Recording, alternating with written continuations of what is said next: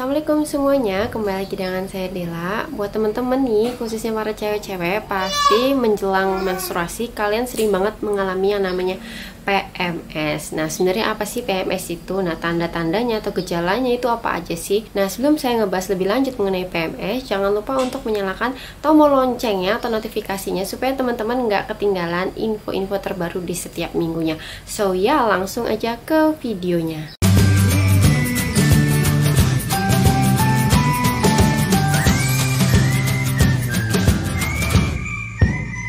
Ya, PMS atau kepanjangannya itu adalah premenstrual syndrome ya. Saya sebut di sini PMS aja ya karena agak kepanjangan gitu ya kalau nyebutnya premenstrual syndrome. Nah, jadi sebenarnya apa sih PMS ini? Nah, perlu teman-teman ketahui PMS itu adalah sekumpulan berbagai macam gejala yang ada atau yang terjadi pada wanita. Ingat ya, hanya ada pada wanita sebelum menjelang terjadinya siklus bulanan atau menstruasi.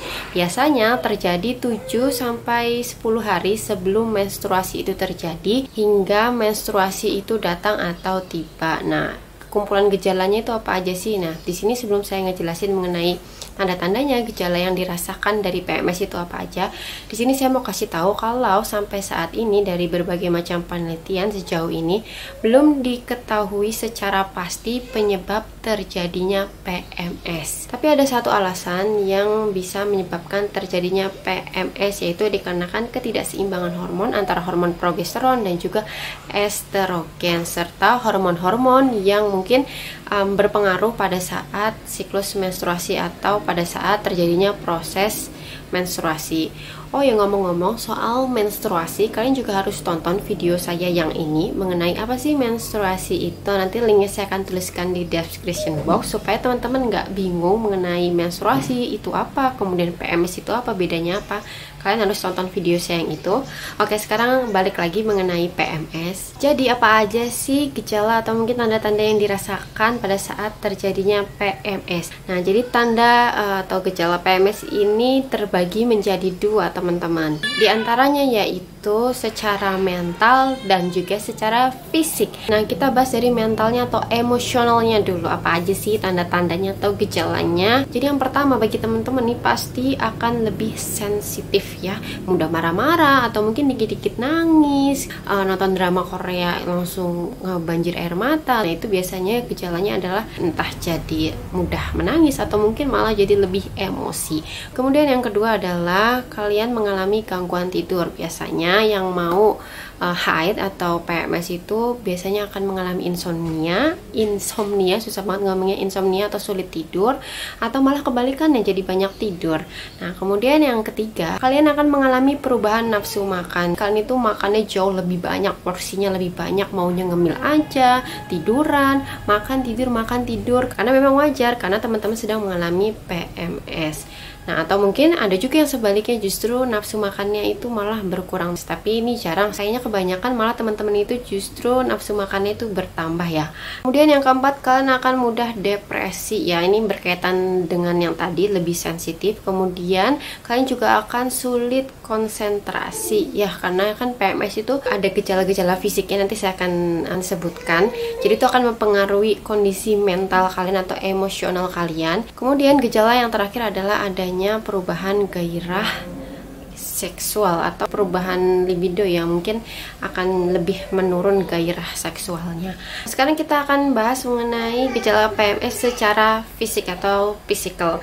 Nah, gejala fisik ini tentunya bisa kita rasakan dan mungkin akan sedikit mengganggu aktivitas kita sehari-hari atau kegiatan kita sehari-hari. Yang pertama yaitu terjadinya nyeri bagian perut bawah atau kram bagian perut bawah, dan ini memang biasanya dirasakan buat teman-teman yang mungkin mendekati hari menstruasi, pasti rata-rata akan merasakan yang namanya nyeri haid ini atau nyeri bagian perut bawah. Dan kemudian yang kedua, badan kalian akan terasa jadi pegel-pegel, tiba-tiba kayaknya hari ini nggak ngapa-ngapain, cuma tidur, tapi kok jadi gampang capek, kemudian pegel-pegel atau malah nyeri bagian punggung. Pokoknya nggak enak lah badannya ya, badannya tuh kayak sakit, kayak habis beraktivitas berat gitu ya, padahal sebenarnya kan nggak ngapa-ngapain gitu. Nah bisa jadi kalian itu sedang mengalami PMS. Kemudian yang ketiga adalah mengalami gangguan pencernaan, baik itu diare atau justru sebaliknya konstipasi atau sulit buang air besar.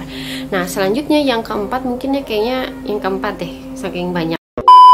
Yang keempat adalah payudara akan terasa sangat nyeri. Pernah gak sih kalian misalnya baru pakai BH gitu ya, terus kok linu banget, nyeri banget, atau mungkin nggak sengaja kesenggol dikit itu kerasa nyeri. Nah mungkin aja kalian sedang mengalami PMS, tapi dengan catatan ya, kalau mau PMS itu mungkin hanya nyeri aja, tapi kalau misalnya gejala lain, misalnya kanker payudara atau yang perlu diwaspadai, gak mesti kanker sih, yang perlu diwaspadai apabila terdapat kemerahan, kemudian terdapat benjolan. Nah kalau misalnya cuma nyeri aja, bisa jadi kalian itu sedang mengalami PMS.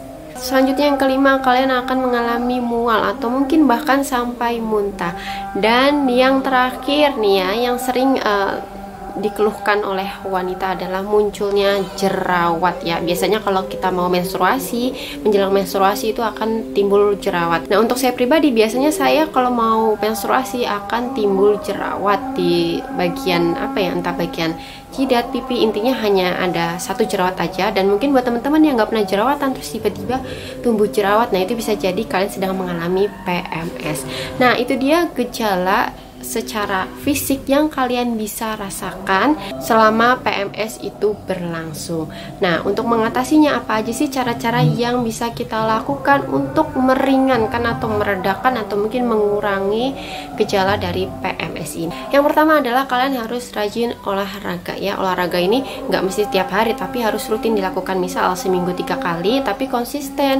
Biasanya akan berpengaruh pada proses PMS kalian. Bisa jadi mungkin nyerinya berkurang, pegel-pegelnya berkurang. Nah ini harus rutin dilakukan, nggak bisa kalau misalnya kalian lagi PMS saat itu juga terus kalian baru olahraga, nggak bisa. Ini harus, jadi kalian harus rajin olahraga, bukan hanya pada saat PMS aja, tapi sebelum kalian mengalami PMS nih, kalian harus rutin olahraga. Selain membuat tubuh jadi sehat, olahraga juga bisa mengurangi atau mengatasi gejala PMS. Lalu yang kedua, kalian harus mengatur pola istirahat kalian, alias kalian harus istirahat secara cukup. Jangan sampai kalian begadang terus. Nah, kalau kalian begadang terus pasti itu akan mempengaruhi kondisi fisik kalian. Nah, pas lagi PMS datang, nah udah kebanyakan begadang, pasti fisik tenaga terkuras, terus PMS datang.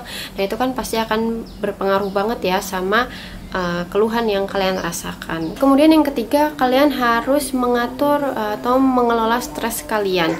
Kenapa? Karena stres yang berlebihan akan merangsang keluarnya hormon adrenalin. Nah, hormon ini itu bisa membuat kerja jantung kita tuh jauh lebih cepat dan membuat tubuh kita menjadi gampang lelah. Dan pastinya ini juga akan berpengaruh pada saat terjadinya PMS, akan menambah gejala atau keluhan yang kalian rasakan saat PMS. Jadi, harus kelola stres dengan baik atau manajemen stres dengan baik. Kemudian yang ketiga yang wajib dilakukan, baik itu pada saat terjadinya PMS, sebelum PMS, untuk menjaga pola makan. Nah, pola makan ini juga sangat berpengaruh, terutama buat teman-teman yang lagi PMS. Kurangi makanan yang berlemak, kemudian juga makanan yang terlalu tinggi garam, karena ini akan memicu terjadinya penumpukan cairan. Nah, kalau misalnya terjadi penumpukan cairan yang berlebih, tubuh kalian itu akan kerasa berat, kemudian perut akan kerasa begah, kembung, dan lain sebagainya, dan itu akan memperburuk PMS kalian. Kemudian juga kurangi konsumsi kafein. Intinya adalah kalian harus makan makanan yang sehat, perbanyak sayur, buah, perbanyak minum air putih. Kemudian kalian juga bisa mengkonsumsi suplemen atau juga vitamin untuk menunjang daya tahan tubuh kalian. Dan sebagai opsi terakhir, kalian bisa konsultasi ke dokter apabila gejala PMS yang kalian rasakan itu sangat mengganggu. Dan mungkin itu aja video saya kali ini mengenai apa itu PMS, penyebabnya, dan juga gimana cara mengatasinya. Nah, mungkin di next video saya akan ngebahas mengenai dysmenorrhea. Dan itu dia video kali ini. Apabila ada kesalahan kata, saya ucapkan mohon maaf. Sampai jumpa di video saya selanjutnya. Wassalamualaikum warahmatullahi wabarakatuh. Bye.